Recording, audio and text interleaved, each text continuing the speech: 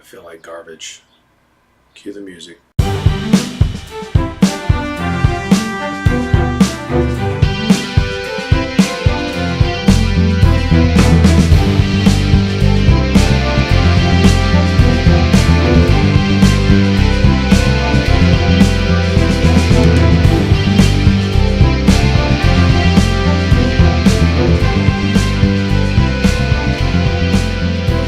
What I have that I'm sick with something, and I went home after I had completed a few things at work. I went home because before most of my coworkers showed up.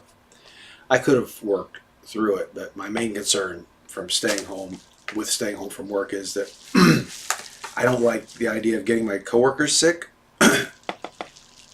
So I went home, and I don't feel really like doing this, to be honest. What I feel like doing is going to bed. But I got a lot of of books today, some of which are going to be part of the books that I donate to the free library. And so I just wanted to go through them so that you could see me working at my best. See, even when I feel like garbage, I'm here for you. In all my misplaced humility, or not. Humble is something that I have never been accused of being or doing. I guess you can do humble. Okay, here. I wanted to, with the with the books that I'm going to put in the free library. As you know, I love seafaring, and particularly that period in history, so I kind of wanted to do that. I wanted to put some seafaring books in there to, so that kids could get interested in the same thing. It's selfish. I know that, but it was one of those things where it was like this combination of giving, but also giving in a way that also makes me happy, and the idea of having kids or adults, because this book is really more of an adult book, not like that. Well, maybe. So I got 2 copies of this. This is a book that I found out about, and I wanted to read it myself. It's called The Sea Captain's Wife. A true story of love, race, and war in the 19th century. And this is about Eunice Connolly, who was born white and poor in New England, watched her brothers and husband fight on the opposite sides of the Civil War, then fell in love with a well-to-do black sea captain from the West Indies. I think that sounds like a very interesting story, and I want to read it, but I also kind of wanted to share it because it's not your typical story from that period. It's especially since it's kind of a rags to riches story. Just hearing that synopsis makes me wish that there were a movie about it. The second book, you may notice Mr. Scissors is still on the lam. I think he's gone off to another podcast. I think he abandoned me for another podcast. Look, double bagging again. I guess, I don't know whether they put this plastic on here in case that you wanted to keep the container or keep the contents in mint condition in case you wanted to trade them in the future. This is zero. I've been doing a little research into, well, I've always been doing this, into different role-playing game systems, because I'm currently writing an essay on role-playing theory, and this the name of this one, Zero, kept popping up, and so I thought, I've heard people say that the rules are short. Wow, I did not expect them to be this short. It looks interesting though. It's got some decent artwork in it, and it's living in the equanimity is the way of life. All minds functioning as one to keep the world alive. As long as we all work together, we are prospering. As long as we are of one mind, we are happy. As long as we do not question, we are safe. And when you try to change the way things are, your chances of surviving are zero. Zero. Well, this is a book about, it's a future dystopian book about humanity being reduced to a sort of hive mind, and the adventure is that the characters over the course of the game slowly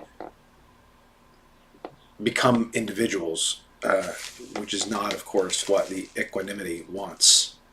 That sounds interesting to me. I don't know whether I'll ever play that, but I'm definitely going to read that through to get pointers on unique ways to do role-playing games, because I've heard that game both praised and criticized, but for the same thing, that it was unique in the way that it was set up, and it sounds like a very unique game.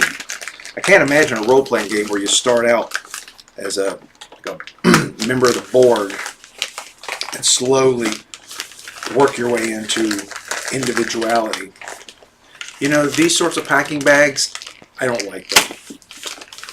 And I'm not going to mention, I hope you can't see who this is, because I happen to like this bookseller a lot, so I don't want to come off as if I'm inadvertently criticizing them, but these bags, oh, you've seen me unpack this before. Recycling pile.